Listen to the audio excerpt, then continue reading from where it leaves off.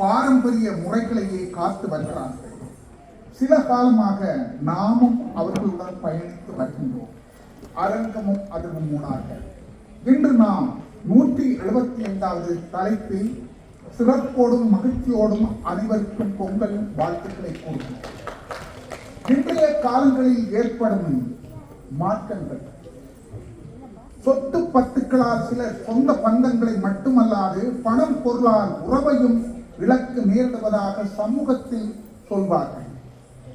சொந்த பந்தம் சொத்துக்களுக்காகவா தேடி வருகிறார்கள்? உறவுகளை நட்புகளை மறக்கக்கூடாது என்று சில நேரங்களில் அவை பாதகமாகவும் போய் முடிகிறது. கல்வியின் நிமித்தம் பணியிடத்து கட்டுப்பாடு உறவுகள் நட்புகளை சந்திக்க முடிவதில்லை என்று கூறினாலும் தனித்துவமான குடும்ப வாழ்க்கை பிரித்து புதிய வரவுகளால் உறவுகளை இழக்க நேர்கிறதாக சொல்கிறார்கள். முத்தமில்லாத இடத்திலும் முதியோர் இல்லாத வீட்டிலும் சிட்டுக்குருவிகள் வட்டமிட்டு பறந்து வந்தென்று அமர்வதில்லை என்றார்கள். உறவுகளால் சில முதியோர்கள் சிட்டுக்குருவிகளைப் போல் பேச முடியாத வாழ்க்கை வாழ்கிறார்களாம். இப்படியான குழப்பங்கள் எதனால் வருகிறது என்று தேடினால் அரங்கமும் அதற்கும் உரிமை பேச்சு எங்கள் மூச்சோடு என்று நாம் தேடிக்கொண்ட விடயம் வாழ்க்கைக்கு மகிழ்ச்சியை கொடுப்பது எவை? சொத்து பத்துக்களா இல்லை சொந்த பந்தங்களா? பணம் என்ற அதிவேக வரவின் மோகத்தால் வாழ்க்கைக்கு சொத்து பத்துக்கள் தேவைப்படுகிறது. பாசம் பெரிது என நாம் கூடி வாழ நினைப்பதால் வாழ்க்கைக்கு சொந்த பந்தம் மகிழ்வானது என்று இரு அணியினரும் இங்கு தயார் நிலையில் இருக்கின்றார்கள். சொத்து பத்துக்களே என்று இவர்களும் சொந்த பந்தங்களே என்று இவர்களும் இங்கு தயார் நிலையில் இருக்கின்றார்கள். சொத்து பத்துக்கள் நமது வாழ்க்கைக்கு எவ்வளவு முக்கியமானது? சொந்த பந்தங்களுக்கு தெரியாதா என்ன? சொத்து பத்துக்கள் புகழ் பத்துகளோடு புகழும் இருந்தால்தானே மதிப்போடு வாழலாம் என்று பல்முறை ஆளுமை மிக்க கலைஞரும் நவரச நாயகனும் ஆகிய திரு கே.பி. லோகதாஸ் அவர்கள் வாருங்கள் உங்கள் கருத்து.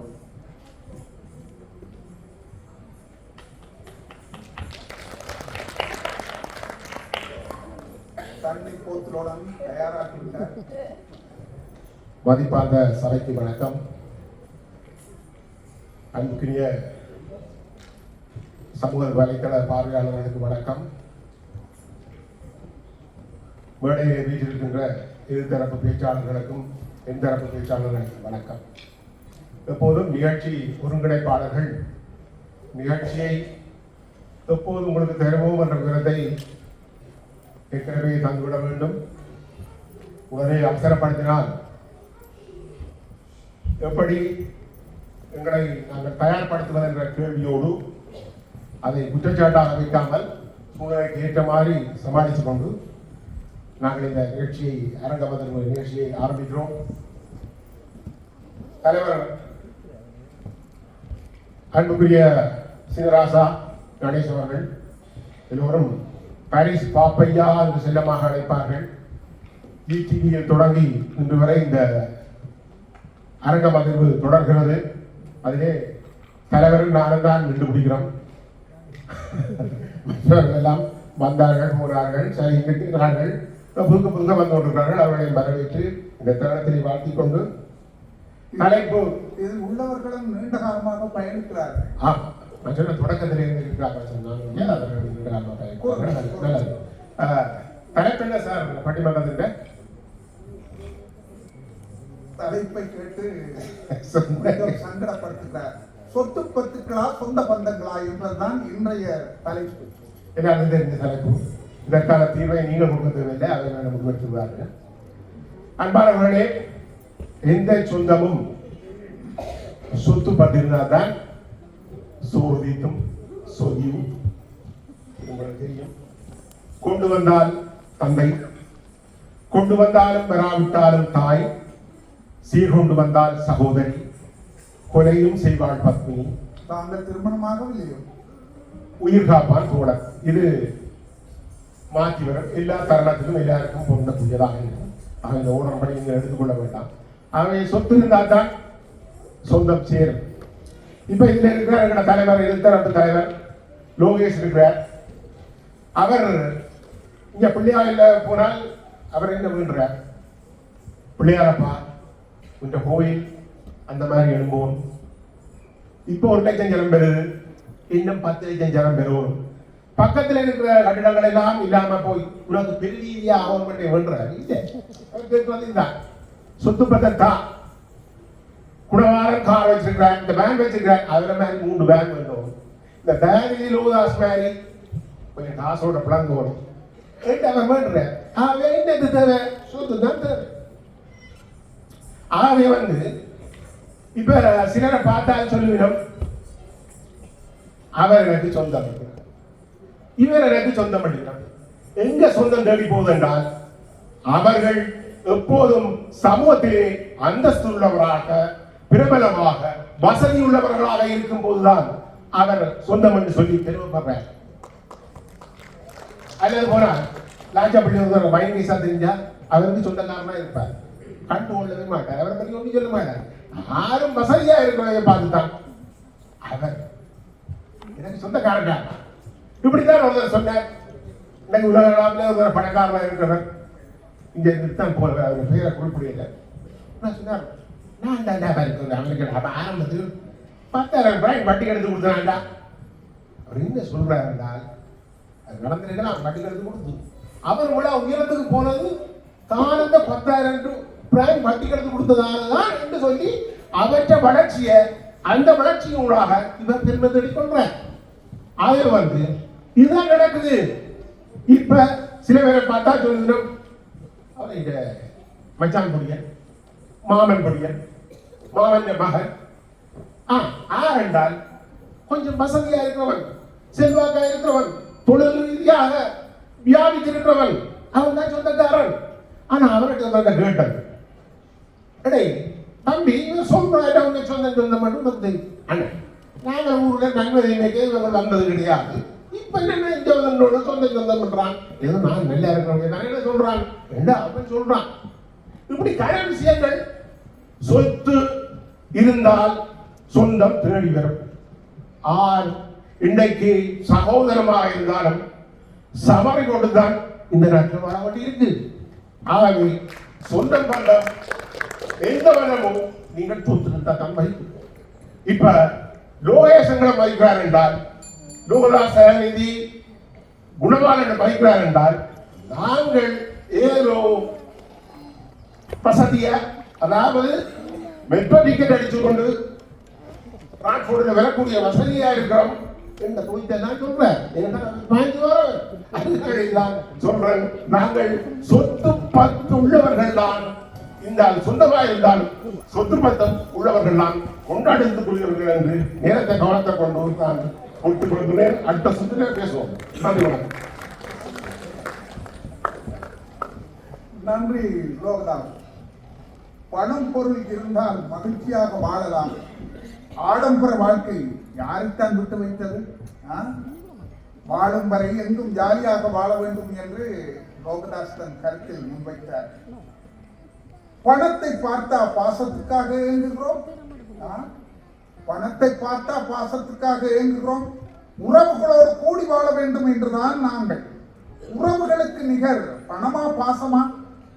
பாசம்தான் என்று அந்த அணியின் கருத்தாளர், கலைஞரும் கவிஞரும் இசைஞரும் சமூக சிந்தனையாளருமாகிய திரு நடேஷ் யோகேஷ் பாருங்கள்.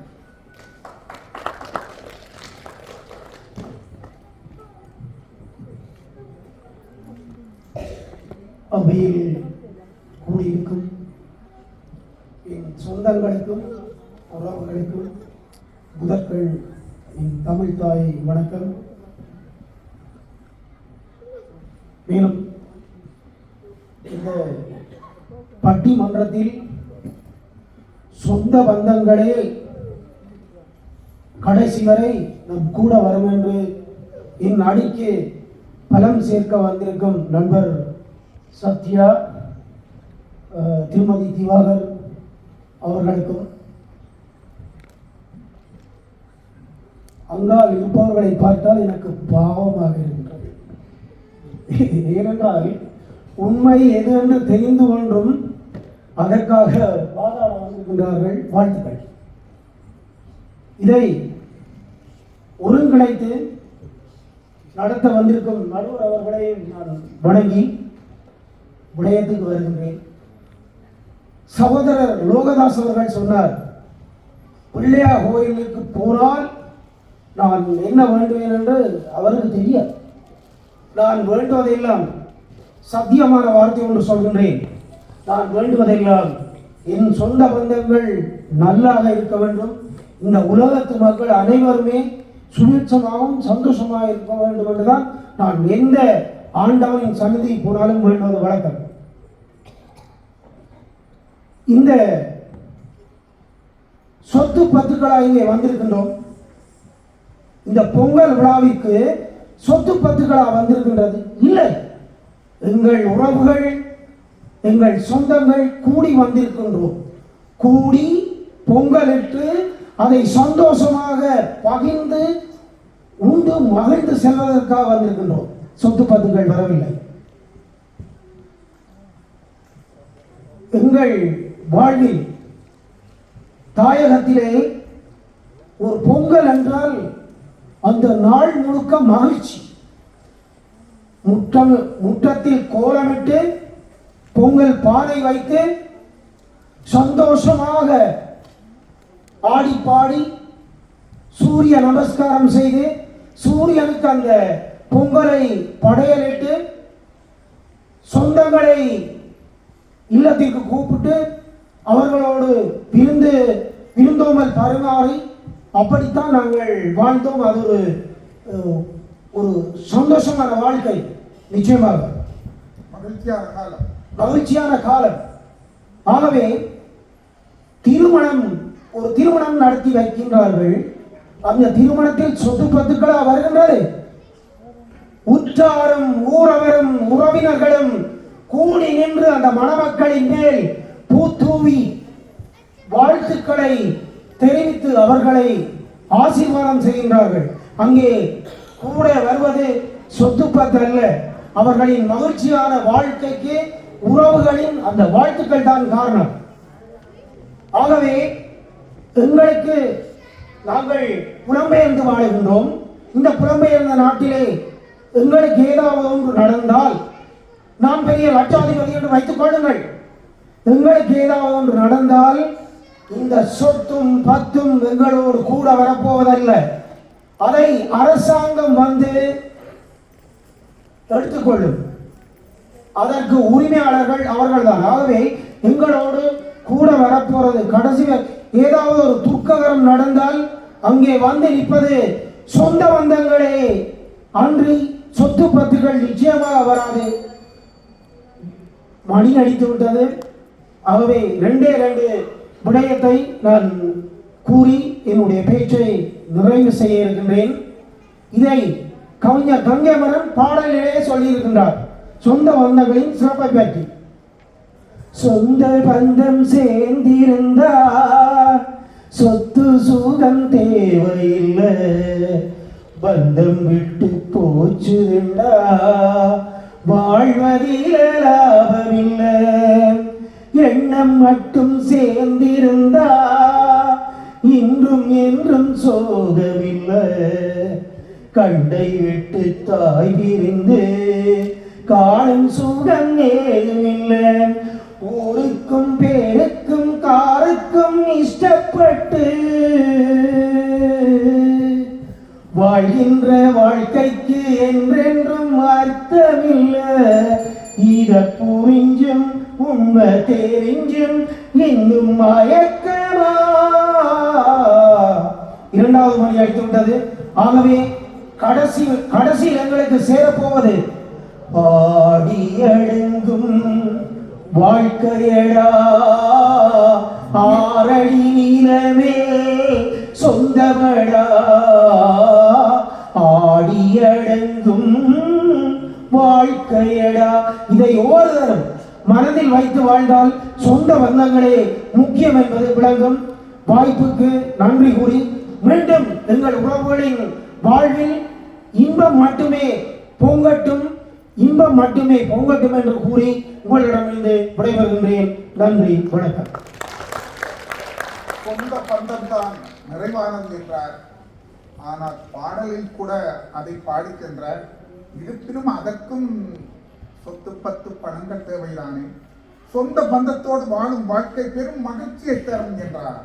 சொந்த பந்தங்களுடன் வாழ்ந்து பார், அங்குதான் நம் வாழ்க்கையை சொர்க்கமாகும் என்பதனை யோகேஷ் குறிக்கின்றார். ஆனால் அவை எப்படி? சொந்த பந்தம் மட்டும் போதுமா? சொத்து பத்து தேவையில்லையா? சொத்து பத்து வாழ்க்கைக்கு மிக அவசியமானது. வாழ்க்கையில் பணம் இருந்தால் மதிப்பு மரியாதை வரும். எதற்கும் பணம் பொருள் இல்லாத வாழ்க்கை மிகவும் கடினமானது என்று அந்த அணியில் சமூக சேவகியும் தமிழ் ஆசிரியையும் பேச்சாளருமாக்கிய திருமதி யசோதா தர்மலிங்கம் அவர்கள்.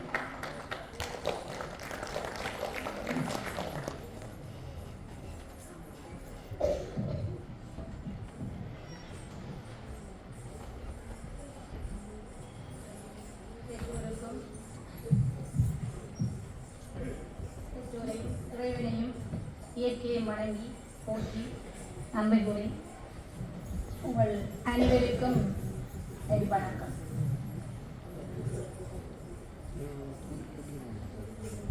பெற்றோரையும் இறைவனையும் இயற்கையும் வணங்கி போற்றி நன்மை கூறி உங்கள் அனைவருக்கும் என் வணக்கம். எனக்கு தரப்பட்ட தலைப்பு மகிழ்வாக வாழ்வதற்கு தேவை சொத்து பத்துகள். இங்கே எனக்கு முதல் பேசிய எதிர்த்தரப்பு அணியிலே சொல்லப்பட்டது, கடைசி வரை கூட வருமாம் சொந்தம். கடைசி வரை கூட வருவார்கள். எதற்கு? உங்களிடம் மிஞ்சி இருக்கிற சொத்துக்களை எடுத்துக்கொண்டு போவது. பாசத்தில் வரமாட்டார்கள். எல்லாரும் நல்லா இருக்கணும் என்றுதானா நான் கோயிலுக்குள்ள போய் வேண்டுவேன். ஏன் இந்த பெரிய பொய்ய சொன்னாருன்னு எனக்கு தெரியும். கோயில்ல ஒருவர் கோயில் வாசல்ல கையேந்தி கொண்டிருப்பார், இவன் உள்ளுக்கு போய் கையேந்தி கொண்டிருப்பார். இது ஒரு வாழ்க்கையா? சொத்து பத்து இருந்தா இந்த கையேந்திர வேலை இருக்காதே. அதை விட சொன்னா திருமணத்துக்கு உற்றார் உறவினர் அங்க இங்க எல்லாரும் வருவினமா, ஆயிரக்கணக்கானவர் வருவினம் போது வந்து மொய் வச்சுட்டு போறாக்கள்னு பாடு அவைக்குத்தான் தெரியும். நீங்கள் 2ஆம் நாள் விகாரத்தை எடுத்து போனா பிறகு அவர்களுக்கு திரும்ப ஒன்றும் வராது. அவர்கள் வெளியில கதைப்பது எனக்கு தான் தெரியும். அடுத்தது சொன்ன இந்த நல்லடக்கம் இறந்தா பிறகு சொந்த பந்தம் வந்து நல்லடக்கம் செய்யணும். அரசாங்கம் காசு எடுத்து போடணும்.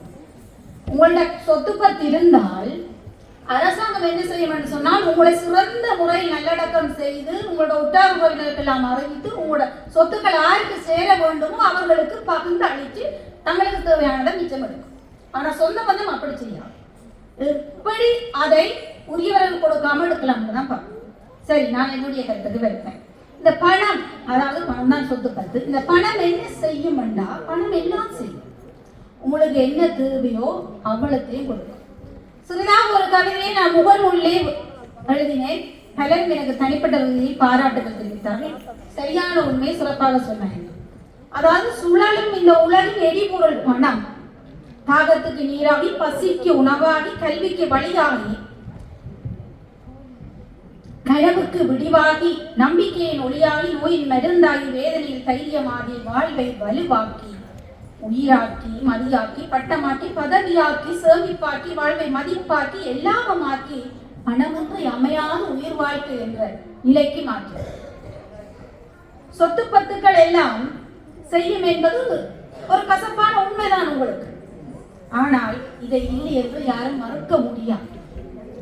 அப்படி மறுத்தால் அது எமது முட்டாள்தனம், அறியாமை, முயற்சியின்மை, செய்த பொருள் என்றுதான் சொல்லியிருக்கிறார்கள். ஒரு பழுத்த மரத்தை நோக்கித்தான் பறவைகள் தேடி வரும். அதே போல உங்கள்ட்ட பணம் இருந்தா சொந்த பந்தங்கள் தானாக வருவார்கள். தேடி வந்து 35, 25, 55 ஆண்டுகளுக்கு புறம் கூட வந்து நான் உங்க அம்மம்மாண்ட சகோதரன் பேரப்பிள்ளையோடு சொல்லுவார்கள். இந்த சொந்த பந்தம் உங்களுக்கு தேவைதானா? பணம் வந்தா பிறகு வார இந்த சொந்த பந்தம் உங்களுக்கு தேவைதானா? தேவையில்லை. பணம் இருந்தால் எல்லாம் செய்யலாம். மகிழ்வாக இருப்பதற்கு என்ன தேவை? மகிழ்வாக இருப்பதற்கு நாங்கள் விரும்பியபடி வாழவும். ஒரு 4 நாட்டுக்கு ஆண்டுல 4 தடவையாக போக வேண்டும். யார் போகிறார்கள்? சொந்த பந்தங்களோட இருந்தா போக முடியுமா? சொந்த பந்தங்கள் போக விடுவார்களா? முதல் இல்லை. உங்களோட சொத்து பத்து இருந்தால் நீங்கள் நினைத்த உடனே பயணச்சீட்டை போடுவீர்கள். போகிறீங்க நாட்டுக்கு விடுமுறை எடுத்துக்கொண்டு போய்விடலாம். உங்களுக்கு என்ன விருப்பமோ அதை செய்யலாம். அடுத்தது, இந்த விடயத்தை அறிந்த பிறகு வார சொந்தம் என்ன செய்யும் என்றால், உங்களுடைய இருக்கிற சொத்துல ஏதாவது ஒரு பகுதியை பிடிக்கி கொண்டு போகலாம்னு தான் பார்ப்பாங்க. சரி, அந்த பணக்காரனாக இருந்தால் அவர் என்ன செய்வான், 10ஓடு 11ஆக இருந்துட்டு போட்டு விட்டு விடுவான். இதை நல்லா சொல்லி இருக்கிறார் நல்வழியிலே 34வது பாடலில். கல்லாணி ஆனாலும் கைப்பொருள் ஒன்று உடை, எல்லோரும் சென்று அங்கு எதிர்கொள்வர். இல்லாளும் வேண்டாம். இல்லாளுன்றது மனைவி, பொருள் இல்லாத விரும்ப மாட்டார். ஈன்ற தாயும் வேண்டாம். செல்லாது அவன் வாய் சொல். அதாவது பெற்ற தாய் கூட அந்த சொத்து பத்து இல்லாத மகனை விரும்ப மாட்டான். அவனுடைய வாய் சொல் வெளியில எடுபடான். இதைத்தான் வள்ளுவரன் சொல்லியிருக்கிறார். நற்பொருளை நன்குணர்ந்து நல்கூந்தார் சொல்லிலும் சொற்பொருள் சோர்வு படும். நீங்கள் எவ்வளவு படித்தவனாக இருந்தாலும், எவ்வளவுதான் சொந்த பந்தங்கள், அதாவது அருகுபோல் வேரூன்றி ஆள் போல் தலைக்கு ஆயிரக்கணக்கான உறவுகள் இருந்தாலும் உங்களுடைய சொல் அங்க பணம் இல்லை என்று சொன்னால் எடுபடாது. ஆகவே சொத்து பத்துக்கள்லாம் சொந்த பந்தங்களை விட மகிழ்வான வாழ்க்கைக்கு தேவை என்பது என்னுடைய ஆணித்தரமான கருத்து. அடுத்தது, மிக அண்மையில நடந்த ஒரு அனுபவத்தினூடாக உங்களுக்கு சொத்து பத்துக்கள் முக்கியமானதை கூறி நிறைவு செய்கிறேன். எனக்கு தெரிந்த 80 வயது கடந்த பெண்கள் எனது வீட்டு அருகில் வாழ்கிறார். மிக மகிழ்ச்சியாக சிறப்பாக வாழ்கிறார். எந்த கவலையும் இல்லை அவர்களுக்கு. ஒருவருக்கு பிள்ளைகள் இல்லை, திருமணமாகவில்லை. காதலித்தவன் வேறு ஒருவரை திருமணம் செய்து அவருக்கு 2 பிள்ளைகள்.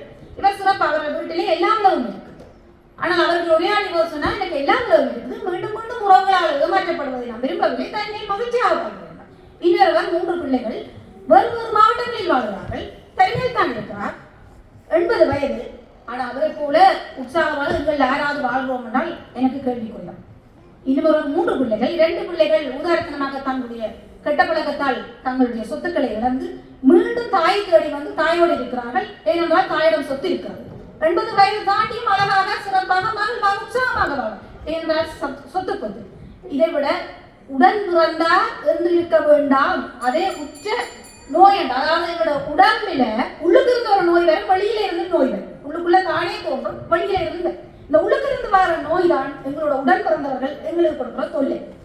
வெளியில இருந்து வாரது எங்க சொந்தவர். அவர்களும் எப்படி உடம்பில் எங்களுக்கு வலியையும் வேதனையும் நோய் வந்து தருதோ, அதே மாதிரி வலியையும் வேதனையும் தான் தருவார்கள். ஆனால் சொத்து பத்து இருந்தால் இந்த வலியும் இல்லை, வேதனையும் இல்லை, மகிழ்வாக வாழலாம். ஆகவே மகிழ்வான வாழ்க்கைக்கு சொந்த பந்தம் இல்லை, சொத்து பத்து தான் முக்கியம் தேவை என்று சொல்லி வாய்ப்புக்கு நன்றி கூறி விடைபெறுகிறேன்.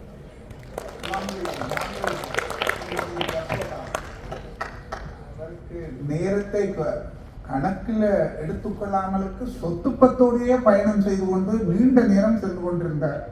எப்படித்தான் நாங்கள் இடைமறித்தாலும் சொத்து பத்து தான். சமூகத்தோடு ஒத்துப்போகும் நமது வாழ்க்கை எதிர்கால இளையோர் வாழ்வுக்கு உறுதுணையாக, மகிழ்ச்சியாக எதிர்கால வாழ்வை அவர்கள் அனுபவிக்க வேண்டும். இந்த சொத்து தான், சொத்து பத்துகள் மிக அவசியமானது இல்லையா? என்றாலும் அவை எங்கு, எப்படி, எந்த நிலை வந்தாலும் சொந்தங்களின் குரலை கேட்டால் மனப்பாரமும் வேதனையும் குறையும். அந்த உணர்வின் இயக்கத்தை எப்படி சொல்ல முடியும்? எப்படித்தான் சொல்ல முடியும்? அந்த அணியின் 2வது கருத்தாளர், முன்கலை மானியும் சமூக சிந்தனையாளரும் பேச்சாளருமாகிய திருமதி விஷாந்தி திவாகர் சொந்த பந்தத்துடன் வருகின்றார்.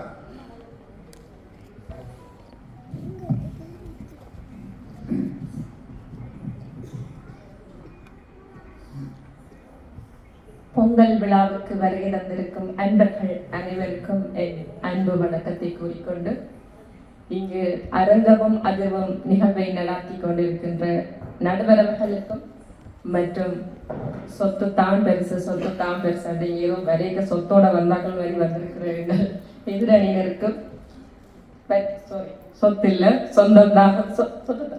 சொத்து தான் பெருசு வந்திருக்கலாம். அதே மாதிரி இல்லை சொந்தம்தான் பெருசு, பாசம்தான் பெருசு வந்திருக்கிற என் அணியினருக்கும் அன்பு வணக்கத்தை கூறிக்கொண்டு இங்கே எதிர்த்தரப்புல பேசின 2 பேருக்கும் நான் ஒரு கொஞ்சம் பதில் சொல்ல வேண்டியிருக்கு. அதை சொல்லிட்டு நான் என்னுடைய உரையை தொடங்கலாம்னு நினைக்கிறேன். சகோதரி ஜசோதா ஆசிரியர் அவர்கள் கூறியிருந்தார், அரசாங்கம் எடுத்து புதைச்சிடுமா, அரசாங்கம் எடுத்து புதைச்சிடுமா, பணம் பத்தும் செய்யுமா, வள்ளுவர் செய்ய பொருளை என்றாராம், இல்லாளை இல்லாளும் என்றால் ஈண்டெடுத்த தாய் வேண்டாளாம். சரி இருக்கட்டுக்கும், ஏன் வள்ளுவர் செய்ய பொருளை என்று சொன்னவர்? இப்படியே சோம்பேறியா இருந்தா பிச்சை எடுத்து கொண்டுதான் இருக்கவர். கண்டிப்பா எல்லாருக்கும் வாழறதுக்கு பணம் தேவைதான். சாப்பிட வேணும், உடுக்க வேணும், உறங்க வேணும், வாழ வேணும், பிள்ளைகளை படிக்க வைக்க வேணும். பணம் தேவைதான். இங்கே பணம் தேவையா தேவையில்லையா என்று நாங்கள் விவாதம் செய்ய வரவில்லை. வாழ்க்கைக்கு மகிழ்ச்சியாக இருப்பதற்கு எது அவசியம்? சொத்தா சொந்தமா? இதுதான் கேள்வி. சொத்து தேவைதான். யார் இல்லை என்று சொன்னார்? சொத்து இல்லாமல் ஒரு இதுல இருந்து போக்குவரத்து செய்து இந்த பொங்கல் விழாக்கு வர்றதுக்கு டிக்கெட் இல்லையா கூட நாங்க இங்க வந்திருக்க மாட்டோம். இந்த பொங்கல் விழாவை நடத்துறதுக்கு காசு இல்லைன்னா நடத்தி இருக்க மாட்டோம். ஆனால் இந்த சொந்தமெல்லாம் கூடி அன்பை பரிமாறுறதுக்கும், எங்களோட கலைகளை ஊடாக எங்களோட பிள்ளைகளோட நாங்கள் அளவிலாவி விளையாடுறதுக்கும், அதை நாங்கள் மேடையில கண்டு கழிப்பதற்கும் தானே இங்க கூடியிருக்கிறோம். இந்த விழாவே எதுக்காக கூடியிருக்கிறோம்? தமிழர்கள் நாங்கள் ஒன்று கூடி பொங்கல் உண்ண கூடியிருக்கிறோம். பொங்கல் விழாவுக்காக கூடியிருக்கிறோம். நாங்கள் வீடுகள்ல தனித்தனியா பொங்கி போட்டு பேசாம இருந்திருக்கலாம் தானே. எதுக்காக பொங்கல் விழா எல்லாம் செய்யும்? எங்களுக்கு தெரியுது சொத்து தேவைதான். அதை விட ஒருபடி மேலாக எங்களுக்கு என்ன தேவை? சொந்தம் தேவை. இப்ப அரசாங்கம் எடுத்து புதைச்சிடுமா? இப்ப எத்தனையோ கதைகள் இருக்கக்கூடியே சொத்தோட இருந்தவன் அவைக்குள்ள கூட்டிட்டு கொமான் பண்ணி சாப்பிட்டுட்டு இருந்தவன் கடைசியா செத்து நாளை புழு பிடிச்சு பக்கத்து வீட்டுக்காரன் மணக்கிறேன்னு சொன்னா பிறகுதான் அரசாங்கம் வந்து தூக்கி கொண்டு போகும். பணம் இருந்தா போல அரசாங்கம் செத்து போனாரு, உன்னோட வீரர் இருக்கிறாரு பார்க்க போகுது.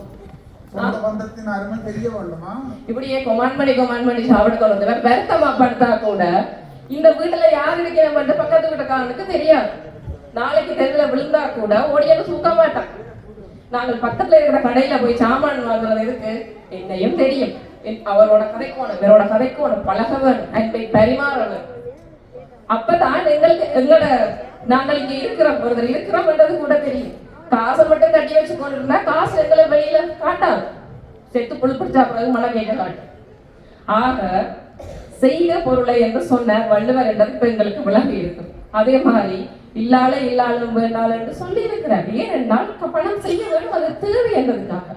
அதற்காக நாங்கள் பணத்தை வீஞ்சி வைத்து விட்டோம் என்றால் எங்கள் வாழ்க்கையில் பணம் தான் பெருசென்று வைத்து விட்டோம் என்றால் எல்லாத்தையும் இழந்தவர்களாகிறோம். பொருள் இல்லாக்கு இவ்வுலகம் இல்லை என்று வள்ளுவர் சொல்லி இருக்கிறார். வள்ளுவர் சொன்ன அத்தனையும் கொஞ்சம் வெயிட் பண்ணுவோம், அவசரப்படாது.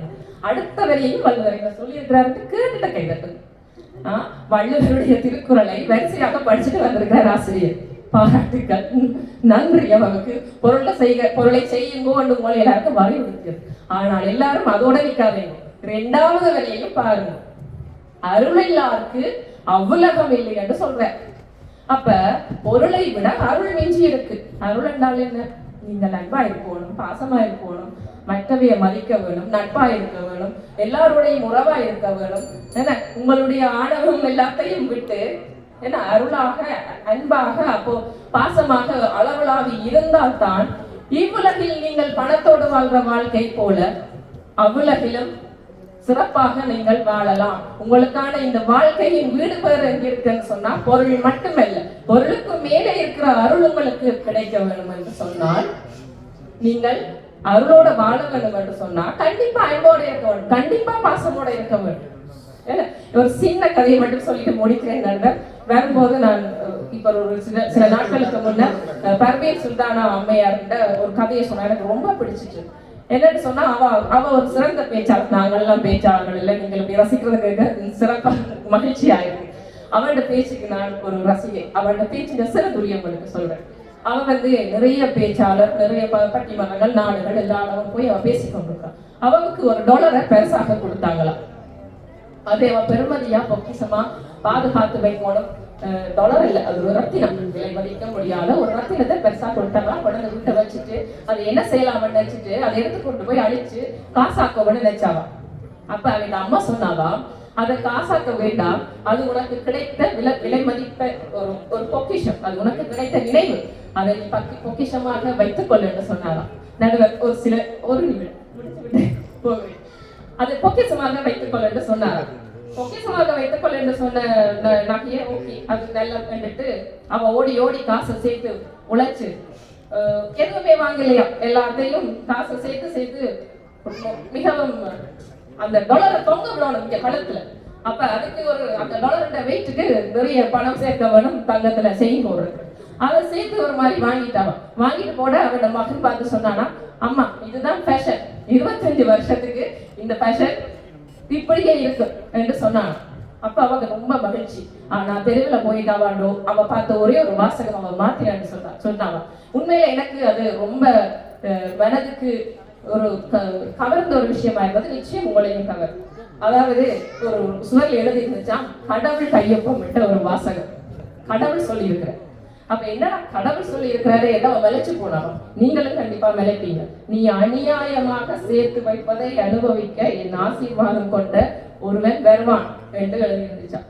ஆக நாங்க சேர்த்து வச்சது எல்லாம் அனுபவிக்கிறதுக்கு எவனவனோ நான் வர போறான், நாங்கள் ஒண்ணும் அனுபவிக்க போறது இல்லை. இருக்கைக்குள்ள சொந்த பந்தத்தை சேர்த்து சந்தோஷமா வாழ்றதுதான் அருள் நிறைந்த வாழ்க்கை. பணம் தேவைதான், ஆனால் பணத்துக்கு ஒருபடி மேலாக எமக்கு சொந்தமும் பாசமும் தேவை. இல்லையே இந்த வாழ்க்கையை நரகம் என்று கூறி விடைபெறுகிறேன்.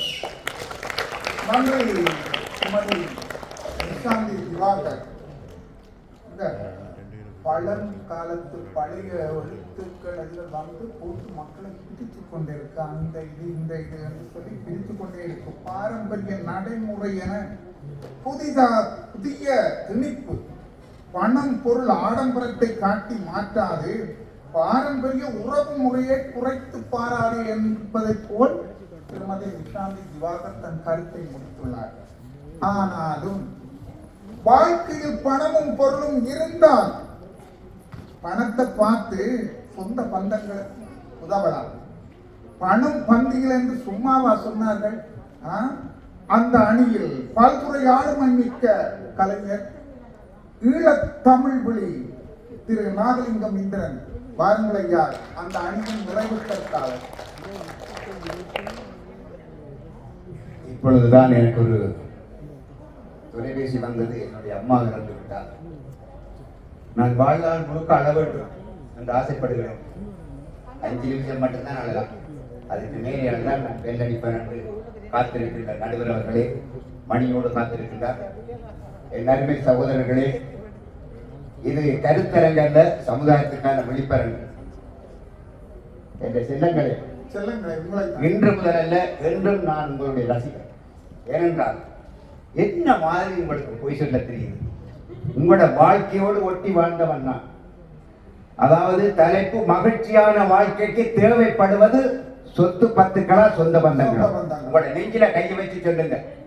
நீங்கள் சொந்த பந்தங்களால் படுகின்ற பலிகளை ஒவ்வொரு நாளும் தொலைபேசியில் என்னோட உரையாடுகிற காலமே 55,000 ரூபாய் கக்ரடி, 4 மணிக்கு வேலைக்கு போறது, 10 மணிக்கு சொந்த பந்தங்கள் சொத்து சுகம் இருந்தால் தான் வரும். 10 வருஷமா என்னுடைய அண்ணன் சவுதியில் உழைக்கிறார். இப்ப என்னுடைய சொந்தங்களுக்கு அல்லது என்னுடைய அப்பருக்கு மாதம் 5,000 ரூபாய் கொடுக்குறாங்க. நான் மாதம் 25,000 ரூபாய் அனுப்புறேன். என்னுடைய அண்ணன் 25 வருஷம் போய் அவன் தான் நினைவு கூப்பிட்டு விட்டான். அவன் இல்லையண்டா நான் இல்லை. ஆனால் எந்த அப்பா சொல்ற, நீயும் ஒரு புள்ளியோ, என்ற புள்ள இப்பத்தான் போனவன் பிரான்ஸ்ல மாதம் 25,000 ரூபாய் அனுப்புறான் சொல்லி இங்க என்ன நிக்குது? காசு தான் நிக்குது. சொத்து பத்துக்கள் இருந்தா தான் ஐயோ ஐயோ ஐயோ.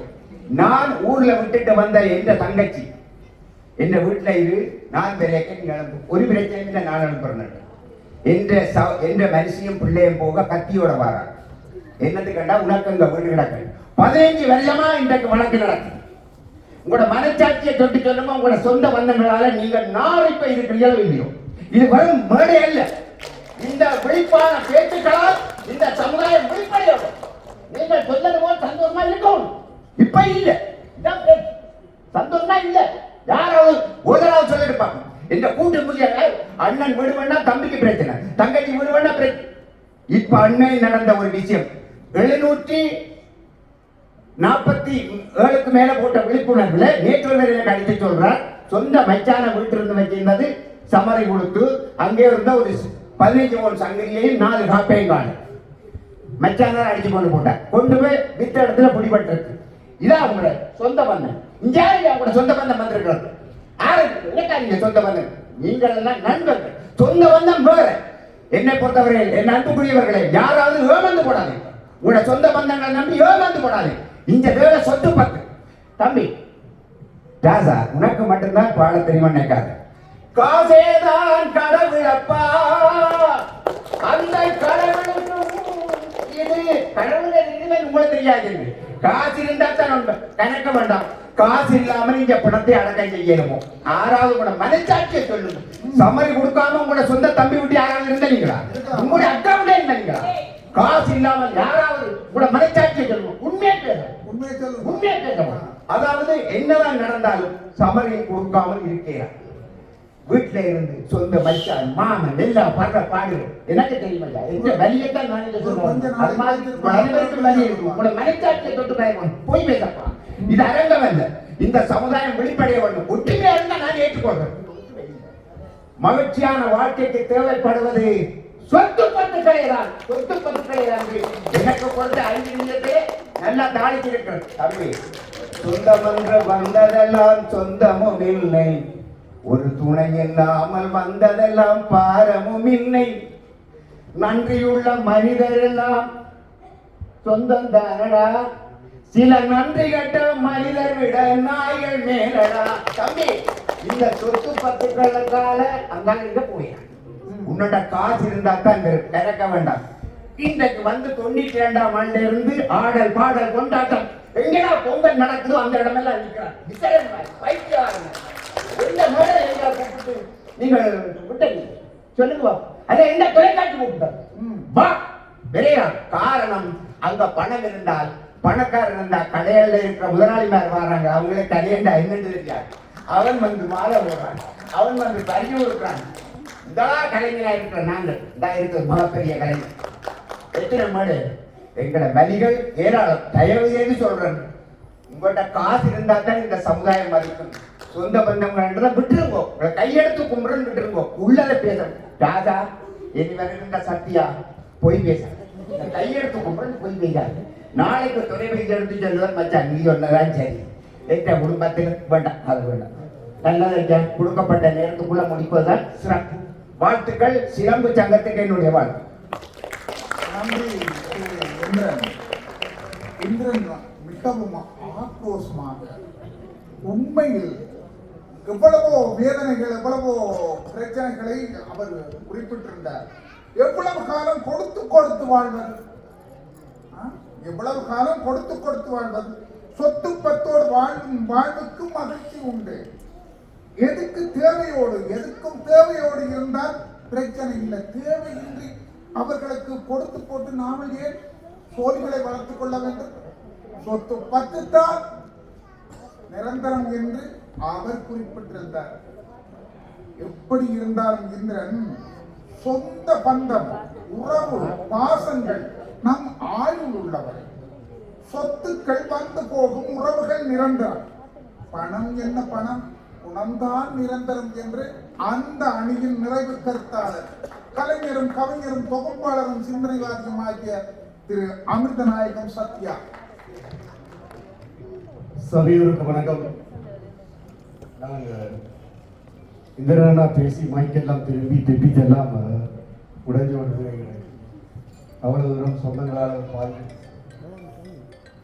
அண்ணா ஒரு விஷயத்தை நாங்கள் எப்போது ஞாபகப்படுத்தி வச்சுக்கணும். உங்களையும் தான் நான் பார்த்துக்கிறேன். உங்களோட மனசாட்சியை சொல்லி நீங்கள் பதில் சொல்லணும். உங்களை எல்லாரையும் வெளிநாட்டுக்கு கூப்பிட்டதாக மனசாட்சியை தொட்டு நீங்க சொல்லணும். நாங்கள் எல்லாரும் வெளிநாட்டுக்கு வந்து இந்த நாட்டு அரசாங்கம் எங்களை கூப்பிடவில்லை, அல்ல இங்கே இருக்கிற ஒரு வெள்ளைக்கார பிரஜை எங்களை கூப்பிடவில்லை, அல்லது நாங்கள் ஓப்பன் விசாவணி வந்தவர்கள். எங்கள் எல்லோரையும் கூப்பிட்டது என்னுடைய அண்ணா, தம்பி, மாமன், மச்சான், சொந்தக்காரன் தான் என்னை கூப்பிட்டான்.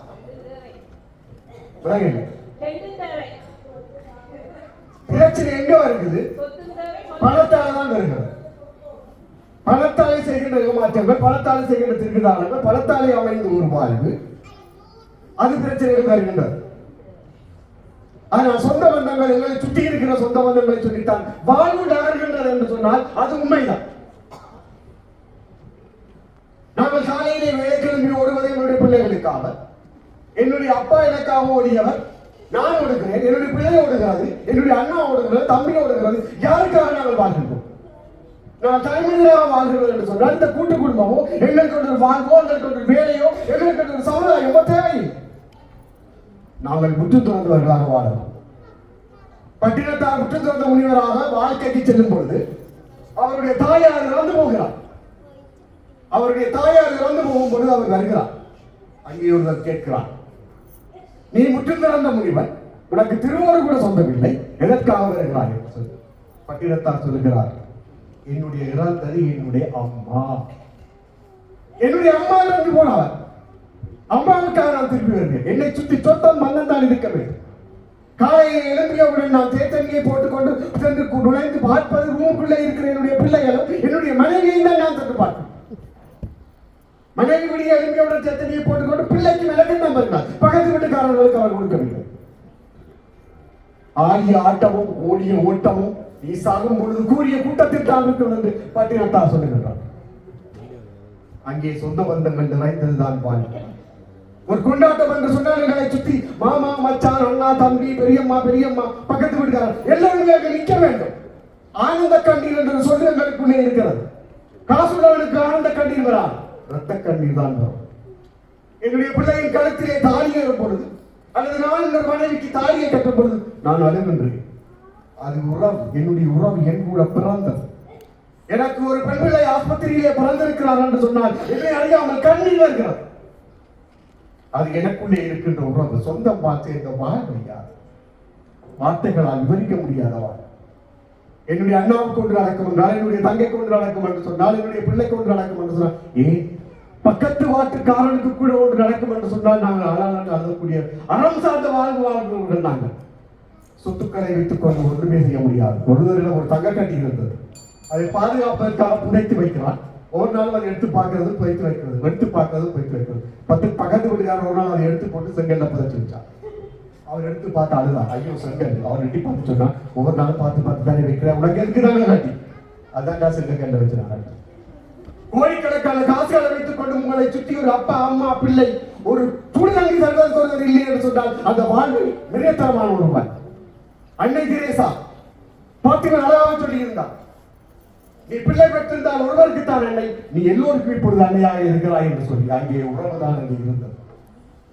கடைக்காரனிடம் தான் வளர்த்த பிள்ளைகளுக்காக, நோயாளிகளுக்காக காசு சேர்க்கும் பொழுது கையிலே காரி துப்பினான் ஒரு பணக்காரன்.